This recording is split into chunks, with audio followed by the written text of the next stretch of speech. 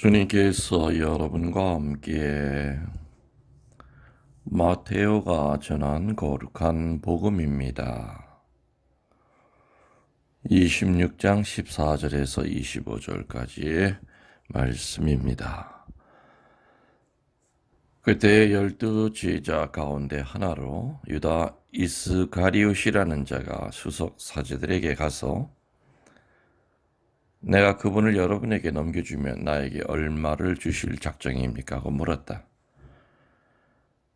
그들은 은돈 30립을 내주었다.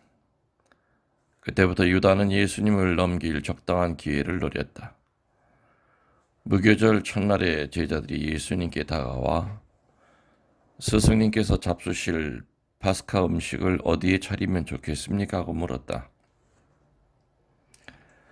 그러자 예수님께서 이르셨다. 도성 안으로 아무개를 찾아가 선생님께서 나의 때가 가까웠으니 내가 너희 집에서 제자들과 함께 파스카 축제를 지내겠다 하십니다 하여라. 제자들은 예수님께서 분부하신 대로 파스카 음식을 차렸다. 저녁 때가 되자 예수님께서 12 제자와 함께 식탁에 앉으셨다. 그들이 음식을 먹고 있을 때 예수님께서 말씀하셨다. 내가 진실로 너희에게 말한다. 너희 가운데 한 사람이 나를 팔아 넘길 것이다. 그러자 그들은 몹시 근심하며 저마다 주님, 저는 아니겠지요 하고 묻기 시작하였다. 예수님께서 그들에게 대답하셨다. 나와 함께 대접에 손을 넣어 빵을 적시는 자, 그 자가 나를 팔아 넘길 것이다. 사람의 아들은 자기에 관하여 성경에 기록된 대로 떠나간다. 그러나 불행하여라. 사람의 아들을 팔아 넘기는 사람. 그 사람은 차라리 태어나지 않았더라면 자신에게 더 좋았을 것이다. 예수님을 팔아 넘길 유다가 스승님, 저는 아니겠지요 하고 묻자 예수님께서 그에게 네가 그렇게 말하였다 하고 대답하셨다. 주님의 말씀입니다. 그리스도님 찬미합니다. 찬미 예수님, 교우 여러분들 평화를 빕니다. 그리고 또 주님의 사랑을 전합니다. 오늘 성주간 수요일 미사를 봉헌하고 있습니다. 성주간 며칠 동안의 복음은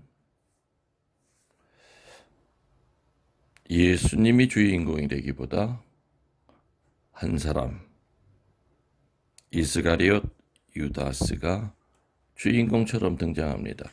아마 1년 중에서 유다스의 이름이 제일 많이 거론되고 또 신부님들 강론에서도 그 주제가 유다스의 그 여러 가지 측면에서 영성적으로 보는 그 유다스의 여러 가지 삶에 대한 이야기가 제일 많이 회자되는 때가 이 성주간 3일 동안이 아니겠습니까?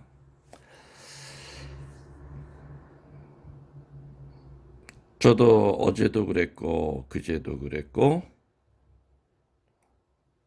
그 메인 주인공이 유다스에 대한 묵상을 이렇게 안내해 드렸습니다.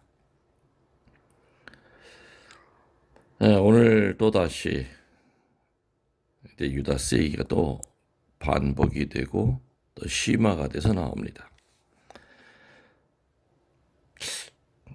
과연 예수님을 3년이나 따라다니면서 갖가지 복음과 기적을 보고 체험했던 유다스가 어떻게 그렇게까지 할 수 있을까 하는 이런 의구심을 갖게 됩니다. 어떻게 저렇게 몰인정하게 예수님을 팔아넘길 수 있었을까?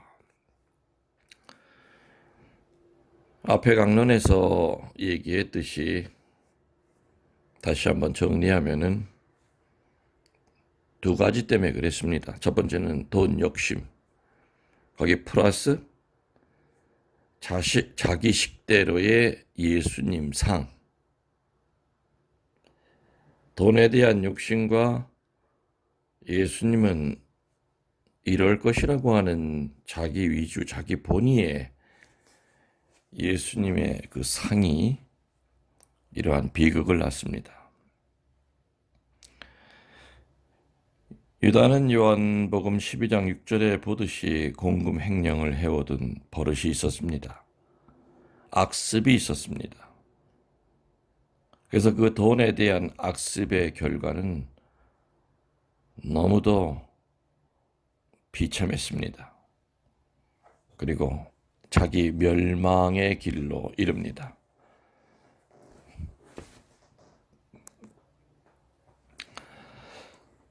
달리 생각해 보면은 유다스의 계산으로는 이제껏 예수님을 팔아 넘겨도 지금껏 어마어마한 신적 능력을 발휘하셨던 스승이었기 때문에 아마 그 스승은 스스로 자기의 위기를 벗어날 것이라고 생각을 합니다. 그러면 그냥 거저 은전 30냥이 생기는 거였죠. 은전 30냥은 당시에 노예 한 사람을 사고 파는 값이라 그랬습니다. 그리고 장정들 13이서 몇 달 동안 먹을 수 있는 빵을 구할 수 있는 큰 돈이었습니다. 돈을 관리하는 그 총무의 입장에서는 아마 여러 가지로 탐이 났을 겁니다. 욕심이 생겼을 겁니다. 그러나 이러한 그 유다스의 자기 식대로의 그 예수님의 그 모습을 예수님은 실현해 주질 않았습니다. 유다스의 생각과는 다르게 예수님은 당신의 운명을 그대로 받아들이셨습니다. 유다스는 끝까지 예수님의 뒤를 따르면서 예수님이 이 정도에서는 무언가 모습을 보여주실 텐데 예수님이 이 정도에서는 뭔가 로마 군인들을 물리치고 우리들 앞에 나타나실 텐데 하면서 예수님을 따랐지만은 도살장에 끌려가는 어린 양처럼 매맞고 모욕당하고 돌팔매질 당하고 그리고 십자가를 지고 그리고 처참하게 돌아가시는 그 모습을 유다스는 지켜볼 수밖에 없었습니다. 여기에 그는 놀라고 실망해서 결국에는 자살까지 하게 된 겁니다. 이 사건은 금전을 사랑하는 그 욕심이, 돈을 사랑하는 그 욕심이 얼마나 무서운 죄까지 범할 수 있는가를 보여주는 역사상 최악의 실예였던 겁니다. 유다스의 비극은 뭐겠습니까? 예수님을 본래의 예수님으로 받아들이지 않고 예수님이 어떤 존재가 되었으면 하고 바라는 자기식의 그 예수님을 받아들였기 때문에 생긴 비극이었던 겁니다. 우리가 오늘 명심해야 될 것은 우리가 예수님을 변화시키는 것이 아니라 예수님이 우리를 변화시키셔야 된다는 겁니다. 예수님을 우리의 목적을 위해서 이용할 수 없다는 겁니다.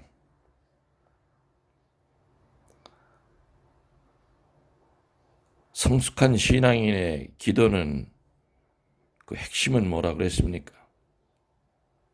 내 뜻대로 마시고 하느님 당신 뜻대로 하십시오. 겟세마니 동산에서 예수님께서 하셨던 이 기도를 따라야 된다는 겁니다. 그리고 또 입으로만이 아니라 행동으로 열매를 맺어야 된다는 겁니다. 우리 많은 경우에 하느님의 뜻은 상관하지 않고 그냥 내 뜻대로만 해 주십시오. 내가 이런 계획을 세우고 있습니다. 이 계획대로 그대로 딱딱 아기가 맞아 떨어지게끔만 하느님은 저를 도와주시면 됩니다. 하느님은 자판기가 아닙니다. 돈 집어넣고 누르는 대로 내 입맛에 맞는 거 톡톡 튀어나오는 그런 자판기가 아닙니다. 우리는 하느님을 자기 개인 전용 자판기로 할 때가 많습니다. 그러니 하느님의 뜻대로 마시고 내 뜻대로만 하십시오라는 그런 기도를 은연중에 하게 됩니다. 유다스의 비극은 예수님보다 자신이 훨씬 더 현명하다고 생각하는데 그 비극이 있었습니다. 즉 어떤 경우에라도 하느님의 말씀보다도 자신의 생각이나 방법이 더 낫다고 생각하는 사람의 그 최후의 비극이 무엇인가를 보여주는 그런 실예가 되겠습니다. 유다스가 3년 동안 예수님을 따라다녔던 그 사람이 어떻게 이런 짓을 할 수 있었을까라는 질문을 우리들은 한다고 그랬지만은 우리들도 색깔은 달라도 얼마든지 이렇게 하고 살았을지도 모릅니다. 또 앞으로도 그런 유혹에 몇 번이나 더 넘어갈지 우리들은 아무도 자신을 못합니다. 돈 욕심 플러스 자기 식대로의 예수님에 대한 상. 이것이 바로 유다스를 멸망에 자기 파멸로 이끌었던 어두움의 핵심입니다. 돈도 필요하지요. 그리고 또 자기가 원하는 대로의 그 예수님의 모습 그릴 수 있습니다. 당연히 지금 몸이 아파 죽을 지경인 사람에게는 치유하시는 예수님이 가득 차 있을 거고요. 하는 것마다 안 되는 사람에게 있어서는 일 해결해 주는 그런 예수님의 모습을 간절히 바랄 겁니다. 이렇게 사람마다 자기가 그리는 예수님의 상이 있습니다. 또 처한 환경에 따라서 그때그때마다 예수님의 모습이 바뀔 수는 있지만 중요한 것은 청원의 기도 끝에는 항상 그러나 내 뜻대로 마시고 아버지 당신 뜻대로 하소서라고 하는 이 겸손의 기도, 신성이 인성을 누르는 기도고 겸손이 교만에게 승리를 하는 기도가 바로 우리들의 그 기도 마지막 끝에 어떤 기도든지 어떤 것을 달라고 해도 상관이 없지만은 그러나 항상 우리 기도 끝에는 내 뜻대로 마시고 아버지 당신 뜻대로 하소서라는 이 기도로서 우리의 기도가 끝마쳐져야 됩니다. 그리고 죽음의 순간에도 주님, 당연히 저는 천국 가겠지요가 아니라 주님, 길을 쓰고 열심히 살았지만 주님 보시기에 허물이 많은 인생이었을 겁니다. 그러니 주님께서 알아서 공의로우신 하느님께서 알아서 잘 심판하셔서 하느님이 원하시는 대로 보내주시기 바랍니다. 라는 겸손의 기도를 우리들이 봉헌해야 될 거라는 생각이 듭니다. 이제 성3일 앞두고 있습니다. 성목요일, 금요일, 토요일. 목요일과 토요일은 실시간 미사 생중계를 해드릴 겁니다. 물론 뭐 평화방송 이런 데서도 뭐 하는 것도 있겠지만은 우리 본당 신자분들은 그래도 우리 성당의 모습이 환히 보이는 우리 성당 참 아름다운 거 아시죠? 손동 신자분들은 성전 제단도 아름답습니다. 지금 일주일 동안 옆에 쪽문을 이렇게 살짝 개방해서 교우들이 한 분, 두 분씩 들어오셔서 조배를 하게끔 하고 있습니다. 저도 CCTV로 이제 교우들 조배하는 모습을 보면서 참 마음이 많이 울컥했습니다. 얼마나 성당에 들어오고 싶으셨을까. 참 이게 무슨 공산주의 박해 시절도 아니고 어떻게 이 바이러스라고 하는 이 이놈한테 이렇게 끌려다닐까라는 그런 화도 났지만은 아무튼 이런 기회를 통해서 우리 교우들의 신심은 저는 분명히 더 성숙됐을 거라고 이렇게 생각이 됩니다. 성 3일 동안 또 부활 대축일 미사 역시 성당에 가서 못하지만은 그냥 화면으로라도 여러분들